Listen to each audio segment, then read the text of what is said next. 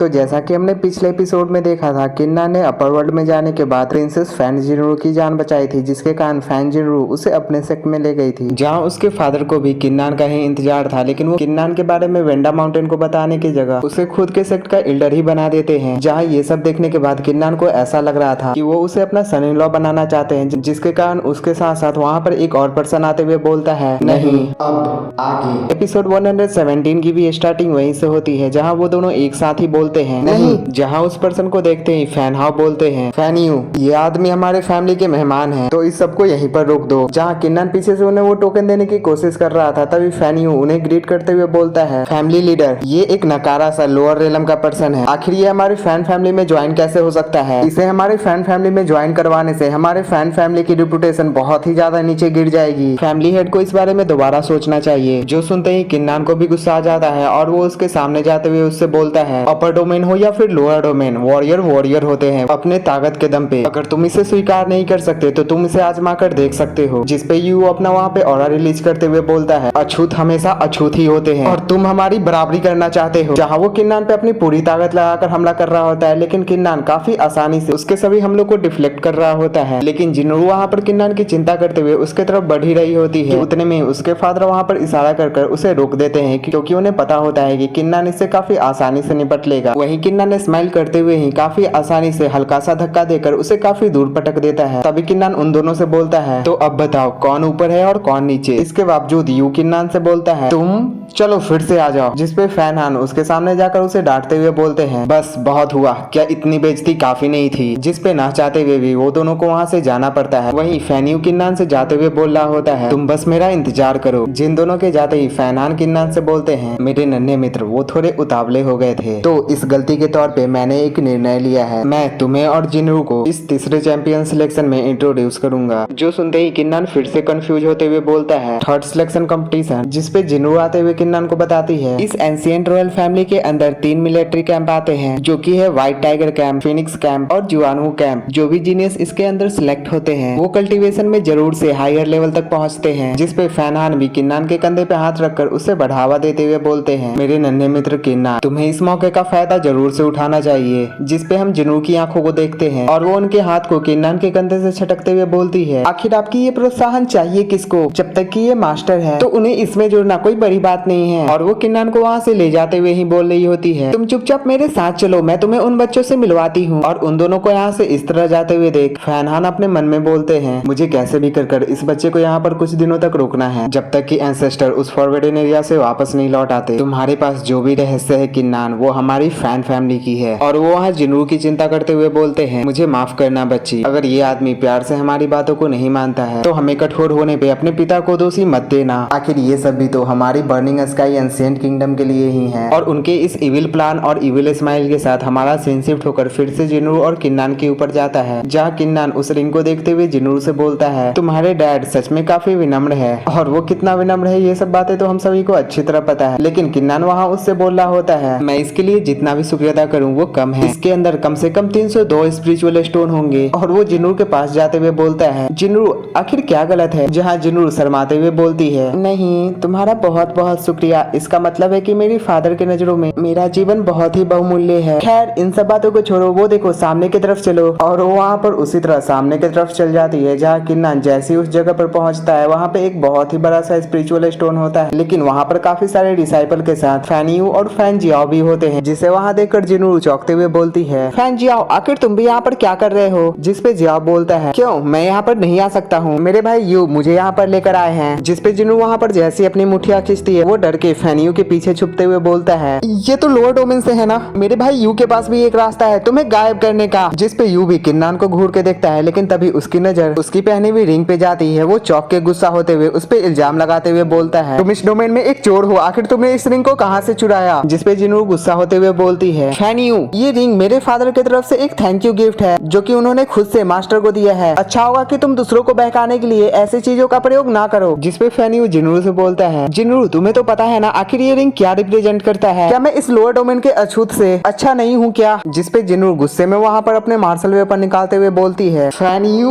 Lower domain, कब से तुमने यही एक रट लगा रखी है? आखिर तुम अपने बैकग्राउंड और स्टेटस के अलावा क्या सोचते हो? अगर तुम आज फिर से मेरे मास्टर की बुराई की तो ये हैमर डायरेक्ट से तुम्हारे उस लोअर एरिया में जाकर लगेगी। जिसपे किन्नन उसके कंधे पे हाथ रखकर उसे शांत करते हुए बोलता है, अब बस छोड़ो, जाने भी दो, आखिर इन पागल कुत्तों से मुंह लगना ही क्यों? जिसपे तो यू के ऊपर से नीचे तक खून में आग लग जाती है और वो गुस्से में अपने मार्शल वेपन निकालकर किन्नान के ऊपर हमला करते हुए बोलता है, तुम अपने गंदे हाथ उसके ऊपर से हटाओ। जहाँ जिन्नू की आंख खुलने से पहले ही हम देखते हैं कि किन्नान वहाँ पर अपने थंडर आर्म का यूज करके उसे अपनी मुट्ठियों में दबाकर वहाँ पर उसे बिजली के झटके दे रहा होता है, जो देखकर तो फैंजियाओ की भी फट जाती है और बस उससे ही वो बहुत बुरी तरह घायल होकर उसके मुंह से खून निकलने लगता है। उतने में ही साइड से कोई किन्नान के ऊपर हमला करते हुए बोलता है, बस वहीं रुक जाओ। और वो हमला किन्नान को लगता है कि उतने में ही किन्नान फैनियू को ही उस पाम अटैक की तरफ फेंक देता है, जिससे कि वो अटैक उसके ऊपर लगकर वो उड़ा हुआ जाकर बहुत बुरी तरह घायल हो जाता है। जिसपे जियाओ उसके तरफ दौड़ते हुए बोलता है, नहीं भाई यू। और तभी किन्नान जिन्नू के सामने जाकर उसे प्रोटेक्ट करने के लिए खड़ा हो जाता है। तभी उस स्मोक के अंदर से वही पहले वाला पर्सन निकलकर किन्नान के ऊपर हमला करता है, लेकिन किन्नान उसके उस हमले को काफी आसानी से अपने एक हाथों से ही रोक लेता है और उन दोनों के बीच लड़ाई होती उससे पहले ही उन दोनों के बीच फैन हाओ आते हुए उन दोनों को पीछे ढकेलते हुए बोलते हैं, बस करो।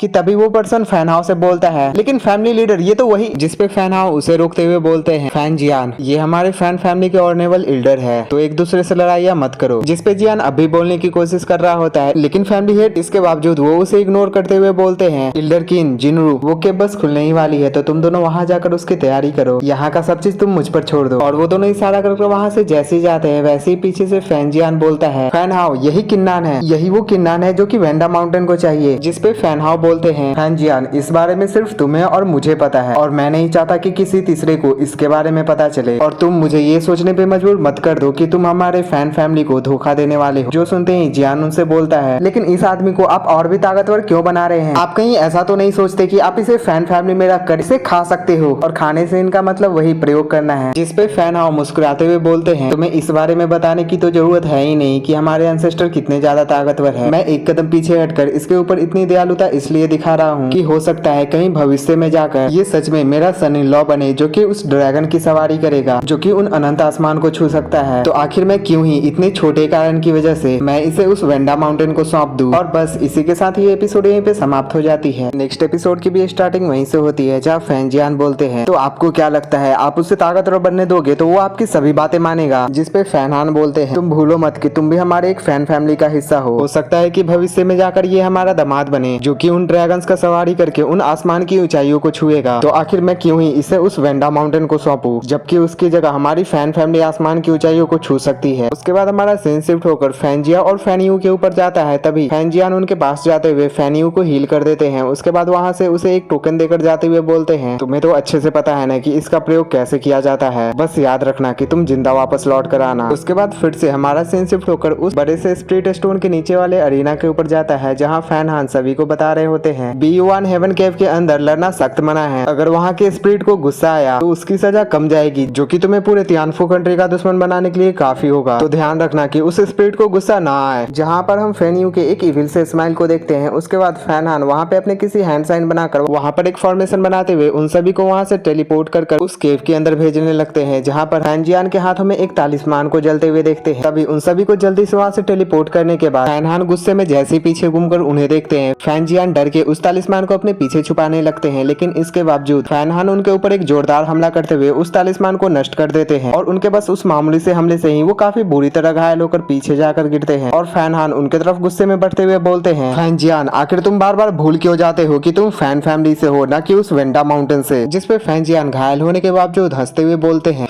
अपनी जड़ों को मत भूलो, तुम तो ऐसे बोल रहे हो जैसे मुझे कुछ पता ही नहीं है। तुम तियानफू कंट्री के सभी जीनियसेस को उस फिनिक्स कैंप में भेज देते हो, आखिर तुम किसके आदमी हो? जिसपे फैन हान बोलते हैं, फिनिक्स कैंप ओरिजिनली हमारे उन 3 कैंप के अंदर हमारे ही हेवनली किंगडम से आते हैं, तो आखिर इस फैमिली के बीच बंटवारे कैसे? जिसपे फैनजियान उनके तरफ बढ़ते हुए बोलते हैं, हाँ ठीक है, परिवार के बीच, जो कि हमेशा फैन फैमिली करते रहता है। मुझे तो ऐसा लगता है कि तुम सिर्फ अपने लिए एक समृद्ध सन इन लॉ ढूंढना चाहते हो, जो कि तुम्हारे इस फैन फैमिली के वंश को आगे बढ़ाएगा। जिसपे वो वहाँ पर उनसे मुंह फेरते हुए बोलते हैं, मैं इसे लेकर तुमसे लड़ाई नहीं करना चाहता। हमारी इस दोंगजू रीजन के 4 मेजर फोर्सेस उसकी नींव डगमगा रही है। हमारे बीच की वो अलायंस किसी भी वक्त टूटकर बिखर सकती है, जो कि हमारे इस बर्निंग हेवन किंगडम के लिए बिल्कुल भी सही नहीं है। जिस पे फैंजियान बोलते हैं, हाँ तो फिर ठीक है, मैं तुम्हें सच नहीं बता सकता, लेकिन मैं तुम्हें ये याद जरूर दिलवाना चाहूंगा कि कहीं तुम अपने इस सनी लॉ के कारण उस युद्ध को न छेड़ दो। जिस पे वो भी चौंक जाते हैं। उसके बाद वो दोनों अपने अपने रास्ते जाने लगते हैं, जहाँ फैंजियान बोल रहे होते हैं, जबकि तुम निर्दयी हो तो मुझ पे अधर्मी होने का आरोप नहीं लगाना। और वो वहाँ पर अपने मन में बोलते हैं, किन्नान मैं जा रहा हूँ उनसे पूछने की आखिर इससे कैसे निपटा जा सकता है। उसके बाद हम किन्नान और बाकी सभी डिसाइपल को उस केव के अंदर टेलीपोर्ट होकर आते हुए देखते हैं, जहाँ फैनियो और फैंजियाओ को देखकर जिनरू किन्नान की चिंता करते हुए बोलती है, मास्टर आप पहले जाकर उस ग्रीन एनर्जी क्रिस्टल के एनर्जी को एब्जॉर्ब करिए, बाकी सब मुझ पर छोड़ दीजिए। लेकिन किन्नान वहाँ पर काफी बेफिक्र होकर बोलता है, चिंता मत करो, वो मुझे चोट नहीं पहुँचा सकते। और क्या तुम्हारे फादर ने ये नहीं बोला था कि यहाँ पर कोई लड़ाई नहीं कर सकता, वरना उसे यहाँ की वेपन स्पिरिट दंड देगी। उसके बाद वो सभी वहाँ पर बनाए प्लेटफॉर्म के ऊपर बैठकर उस एनर्जी को एब्जॉर्ब करने लगते हैं, जहाँ किन्नान को देखते हुए फैनियो और फैंजियाओ एक इविल स्माइल देते हैं। वहीं किन्नान की चिंता करते हुए फैंजिनरू अपनी एक आंख खोलकर उन्हें ही देख रही होती है, लेकिन किन्नान वहाँ बेफिक्र हुए उन सभी एनर्जी को एब्जॉर्ब कर रहा होता है। जहाँ हम उसके सोल सी में उसी अंडे को देखते हैं, जिसे देखते हुए किन्नान बोल रहा होता है, ये नेसेंट सोल मुझे इस एनर्जी को एब्जॉर्ब करने में मदद कर रहा है। और यहाँ पर किन्नान ने हाँ बिल्कुल सही नेसेंट सोल ही बोला है, लेकिन तभी वो एक उस एनर्जी को एब्जॉर्ब करना बंद कर देता है। जिसपे किन्नान अपनी आंखें खोलकर जैसे सामने की तरफ देखता है, वहाँ पर फैनियो ने उसी टोकन का यूज करके उस एनर्जी को सील कर दिया होता है। जिसपे चौंकते हुए फैंजिनूर जैसे ही साइड में देखती है, वहाँ पर फैंजियाओ गुस्से में किन्नान के ऊपर हमला करने के लिए दौड़ के आ रहा होता है, लेकिन तभी फैंजिनूर बीच में जाकर उसे रोक देती है और वो वहाँ पर अपने हैमर को उठा पाती कि उतने में ही फैनियो भी वहाँ पर गुस्से में किन्नान के ऊपर हमला करते हुए बोल रहा होता है, अब मरो। और उसके हमले से वहाँ पर धूल धूल हो जाता है, लेकिन तभी हम किन्नान को जिनरू को अपने बाहों में लेकर वहाँ पर उसे बचा लेता है। और तभी हम काफी टाइम बाद गॉड ऑफ वार सोल को देखते हैं, जहाँ वो अपीयर होते हुए एक बॉल की तरह उन दोनों को उछालकर काफी दूर फेंक देते हैं। और किन्नान के इस पावर को देखकर वहाँ के सभी डिसाइपल भी डरे हुए होते हैं और किन्नान गुस्से में उन दोनों की तरफ आगे बढ़ रहा होता है। वहीं जिनरू किन्नान को इतने गुस्से में देखकर उसे रोकते हुए बोल रही होती है, मास्टर नहीं शांत हो जाइए, यहाँ की वेपन स्पिरिट आपको दंड दे देगी। लेकिन इसके बावजूद किन्नान गुस्से में उनके तरफ आगे बढ़ते हुए जाते हुए बोल रहा होता है, तो फिर आखिर ये दोनों इतने बेईमान कैसे हैं? उस ग्रीन क्रिस्टल की एनर्जी उन दोनों को हील करने के बाद फैनियो के शरीर में लगातार जा रही होती है, जो देखकर फैंजिनूर चौंकते हुए बोलती है, ये तालिस्मान ये इस स्पिरिट की पावर चुरा रहे हैं। जिस पे फैनियो बेशर्मों की तरह बोल रहा होता है,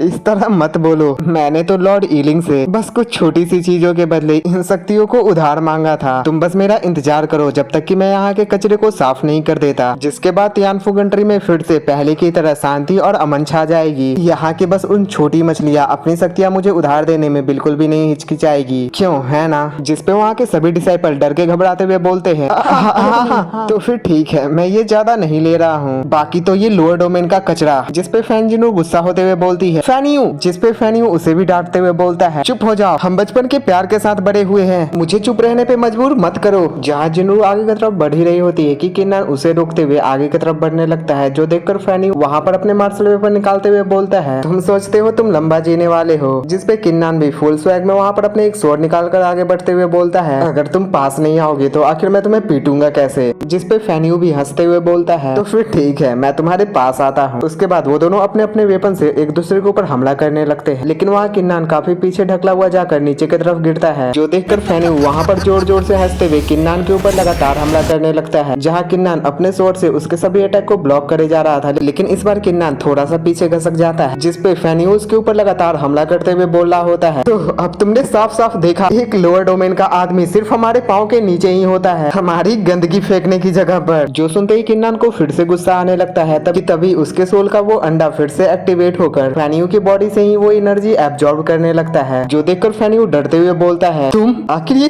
कैसे हो सकता है? कि तभी वहाँ god of war martial soul appear होते हुए उसके ऊपर एक स्लैश में उसे काफी बुरी तरह घायल कर देते हैं, जो देखकर वहाँ के सभी डिसाइपल भी चौंक जाते हैं। और वहाँ फैनियो खड़ा हो पाता कि उतने में ही किन्नान उसके सामने अपना स्वॉर्ड रखकर खड़ा होते हुए बोलता है, तो अब तुम बताओ आखिर कौन किसे नियंत्रित करेगा? और बस इसी धमाकेदार सीन के साथ ये एपिसोड यहीं पे समाप्त हो जाता है। अगर आपको ये वीडियो थोड़ा भी पसंद आया हो तो प्लीज वीडियो को लाइक कर देना, चैनल को सब्सक्राइब करके बेल नोटिफिकेशन ऑल पे सिलेक्ट कर देना और एक प्यारा सा कमेंट कर देना। राधे राधे।